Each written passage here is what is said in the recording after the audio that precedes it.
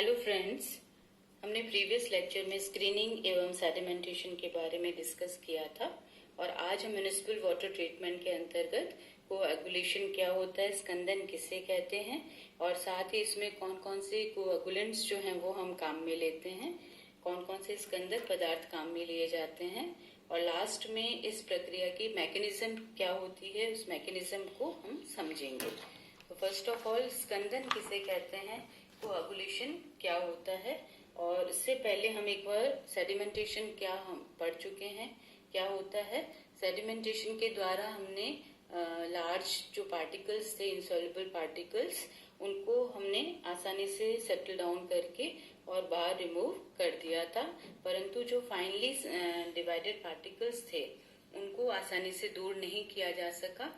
उसके लिए हमने कौन से प्रोसेस काम में लिए, कोएगुलेशन हम काम में लेते हैं।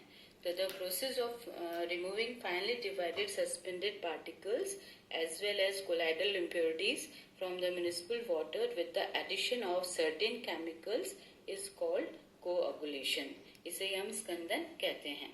तो हम क्या करते हैं कि इस तरह के जो फाइनली डिवाइडेड निलंबित अशुद्धियां होती है, बिल्कुल सूक्ष्म अशुद्धियां होती है जो कि पानी में निलंबित रहती हैं, उनको हटाने के लिए हम म्युनिसिपल वाटर में कुछ केमिकल्स के द्वारा एडिशन करके ट्रीट करवाते हैं और केमिकल्स के द्वारा जब इसका ट्रीटमेंट होता है तो ये जो फाइनली साइज्ड पार्टिकल्स हैं वो धीरे धीरे नीचे सेटल डाउन होना स्टार्ट हो जाते हैं, या हम कह सकते हैं वो धीरे धीरे स्कंदित होना प्रारंभ हो जाते हैं और उनको हम आसानी से वहां से हटा सकते हैं।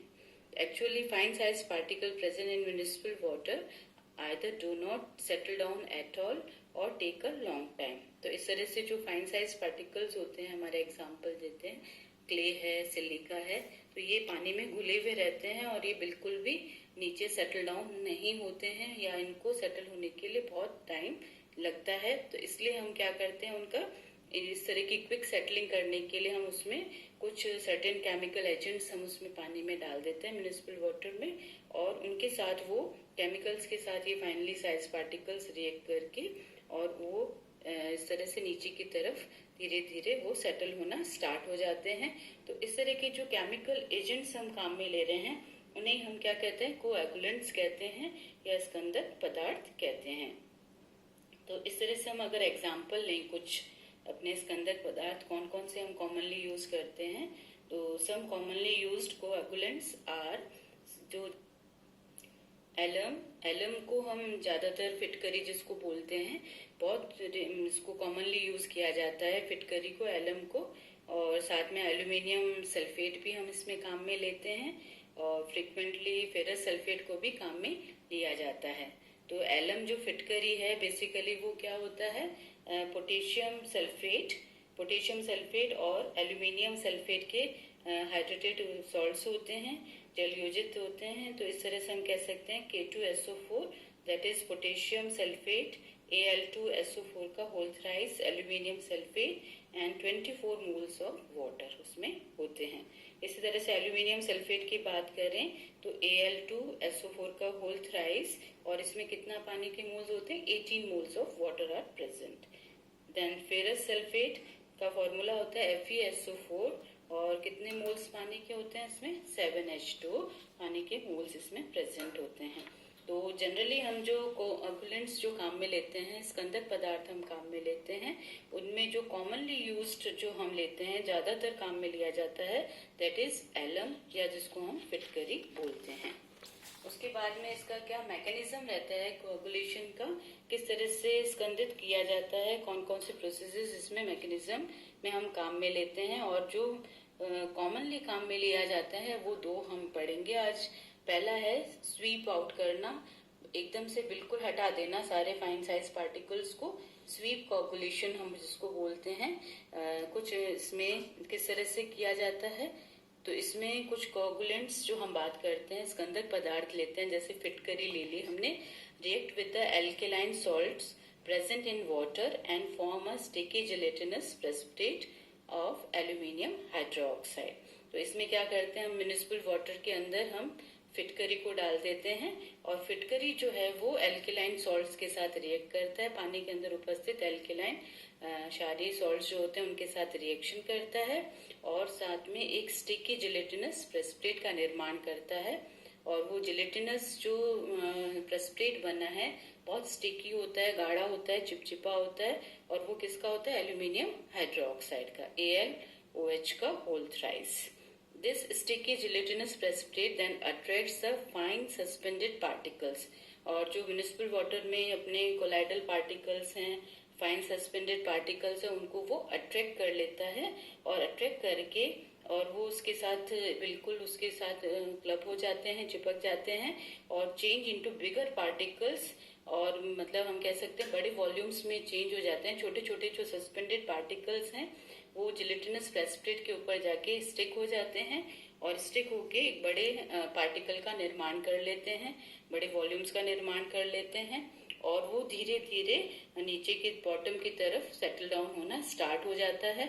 जैसे हमने पहले भी पढ़ा था कि due to force of gravity, force of gravity के द्वारा क्या होते हैं, ये सारे बड़े पार्टिकल जो बन गए हैं अब वो नीचे जाके बॉटम में सेटल डाउन होने लगते हैं और उनके द्वारा फिर जब वो सेटल डाउन हो जाते हैं and then they are removed और स्वीप आउट, उनको हम बाहर निकाल देते हैं, बिल्कुल क्लीन कर देते हैं, स्वीप आउट कर देते हैं। इसलिए इस मैकेनिज्म का नाम क्या पड़ा? स्वीप कोagulation हम इसको कहते हैं।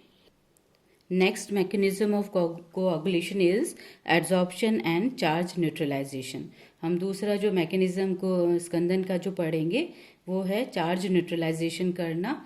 और ज़्यादातर जो मोस्टली फाइनली डिवाइडेड पार्टिकल्स होते हैं, चाहे वो सस्पेंडेड पार्टिकल्स अपने कोलाइडल पार्टिकल्स होते हैं, ये सब क्या होते हैं? ज़्यादातर नेगेटिवली चार्ज पार्टिकल्स होते हैं। इनके ऊपर ऋणावेश होता है और ये आपस में जब इनके बीच में ऋणावेश होता है, नेगेटिवली चार्ज होते हैं, तो एक तरीके का इनके बीच में म्यूचुअल रिपल्शन होता है, एक दूसरे से एक दूसरे को ये प्रतिकर्षित करते हैं और इसी प्रतिकर्षण के कारण इनका नीचे सेटल डाउन होना नहीं हो पाता है। ये नीचे की तरफ जाके बॉटम में सेटल डाउन नहीं होते हैं और पानी के अंदर निलंबित रहते हैं। और इस तरीके के म्यूचुअल रिपल्शन को दूर करने के लिए हम इसमें क्या करते हैं, इसके अंदर हम कुछ कोगुलेंट्स डाल देते हैं, जैसे फिटकरी है, एलम है, उसको डाला जाता है।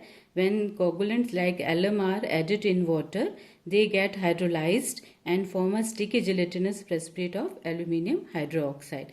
तो इसमें हम क्या करते हैं, कुछ स्कंदक पदार्थ जैसे फिटकरी हम जब डालते हैं इसके अंदर म्युनिसिपल वाटर के अंदर, तो वो वाटर के साथ में जो है हाइड्रोलाइज्ड हो जाता है फिटकरी और क्या बनाता है? एक स्टिकी जिलेटिनस प्रेसिपिटेट। पहले भी जो हम पढ़ चुके हैं किसका होता है? एल्यूमिनियम हाइड्रोक्साइड का एक जिलेटिनस प्रेसिपिटेट बना लेता है फिटकरी। और फिटकरी जब ये जिलेटिनस प्रेसिपिटेट बना लेता है बहुत स्टिकी होता है और this sticky gelatinous precipitate of aluminium hydroxide, तो इसके ऊपर किस तरीके का चार्ज होता है? एल्यूमिनियम के ऊपर Al+3 का पॉजिटिवली चार्ज पार्टिकल हो गया। तो ये क्या करता है, जो नेगेटिवली चार्ज कोलाइडल पार्टिकल्स होते हैं उनको वो न्यूट्रलाइज कर देता है, उदासीन कर लेता है और उनको न्यूट्रलाइज करके वो किस में चेंज हो जाता है? बिगर पार्टिकल्स में चेंज हो जाता है, बड़े बड़े वॉल्यूम्स में चेंज हो जाता है और वो धीरे धीरे जो हैं बड़े पार्टिकल्स फोर्स ऑफ ग्रेविटी के कारण नीचे की तरफ जाके सेटल डाउन होना प्रारंभ हो जाते हैं।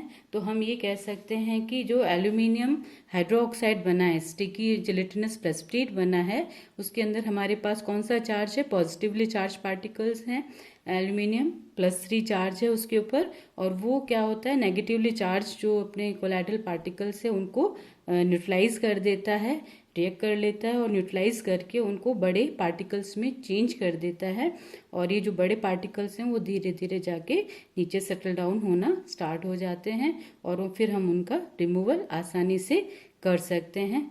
और अगर हम चाहें इसको एक डायग्राम के थ्रू अगर हम समझना चाहें कि ये डायग्राम के थ्रू किस तरह से ये प्रोसेस मैकेनिज्म जो है वो किस तरह से कार्य करता है, तो हम उसको एक डायग्राम के थ्रू समझते हैं।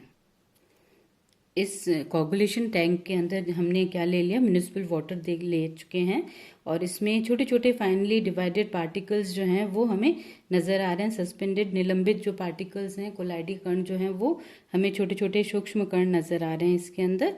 अब इसके अंदर हम इस टैंक के अंदर क्या डाल दिया जाता है, इसमें कुछ हम कोगुलेंट डाल देते हैं, स्कंदक पदार्थ डाल देते हैं। जैसे हमने यहाँ पे डाल दिया है, फिटकरी डाल दिया है। और फिटकरी जैसे डालेंगे तो फिटकरी से हमें क्या रिलीज यहाँ पे मिलेगा, एल्यूमिनियम हाइड्रोक्साइड बनेगा। और एल्यूमिनियम हाइड्रोक्साइड का हम कह सकते हैं हमारे पास में कौन सा पॉजिटिव चार्ज आ चुका है, Al3+ हमारे पास आ चुका है।